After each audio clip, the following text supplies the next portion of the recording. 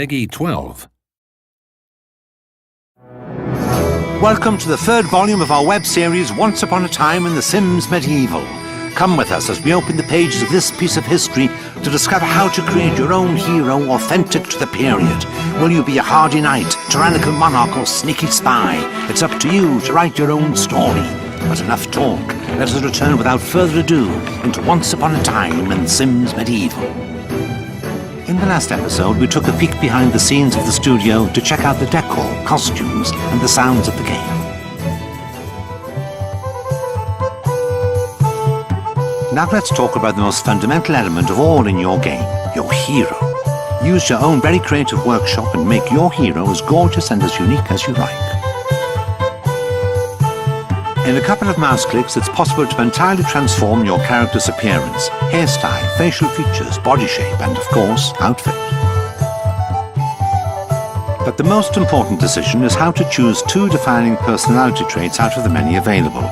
You might choose to make your hero brave and alluring, but nothing's to stop you from making him or her egotistical and Machiavellian instead. My name is Samantha Lau. I am the Senior Product Manager for The Sims Medieval. Traits themselves range from the obvious traits, such as the chivalrous, adventurous, and scholarly traits, to the not-so-obvious traits like the whale ate my parents traits.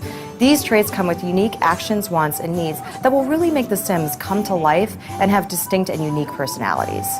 But every hero has a fatal flaw in The Sims Medieval, and yours is no exception. Choose wisely because it will influence the whole game. Hi, my name is Rachel Bernstein. I'm the senior producer for The Sims Medieval. The fatal flaw is actually something that can make it harder for your sim to be successful in the world. So for example, your sim might be a drunkard. A drunkard might not get any work done and be in constant search for alcohol, whereas a workaholic might get all of his work done but be in constant poor health due to lack of sleep.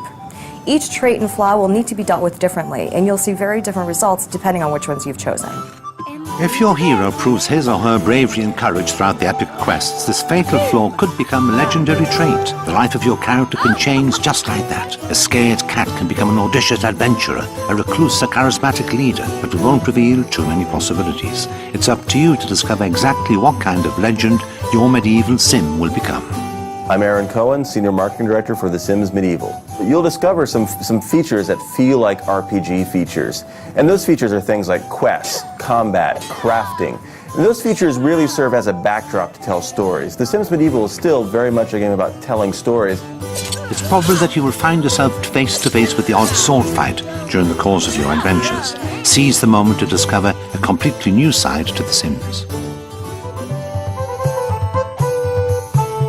At the same time you're questing, you are worrying about your Sims' day-to-day lives, what their responsibilities are, what their jobs are, who they have relationships with. So you're constantly managing their day-to-day functions. Your sim might become the biggest legend in the land, but he better not forget his jobs. It's up to you to choose to do them or not, but better be prepared to suffer the consequences if you don't. The inhabitants of The Sims Medieval don't like people who don't do their jobs. If the physician isn't handing out enough potions to the sick, or the blacksmith not forging armor fast enough, then one of the characters might well find himself in the stocks in the village square, under fire from rotten tomatoes. And then even more severe, they could be pushed into the pit of judgment where a monster awaits. And if the sim is quite strong in combat, the sim might be able to crawl his way out of that hole. However, most sims will not. Most sims who enter the pit of judgment will never return. That's a big risk to run if your sim misses out on his daily chores. Or perhaps you've deliberately sent your hero to the pit of judgment to test his bravery. Remember, in The Sims Medieval, it's up to you to write your own history. Thus, the third volume of our ancient Once Upon a Time in The Sims Medieval draws to a close. In the next episode, we find out more about how quests work and how all actions have consequences. For the sake of your kingdom, miss not the fourth historic volume of Once Upon a Time in The Sims Medieval.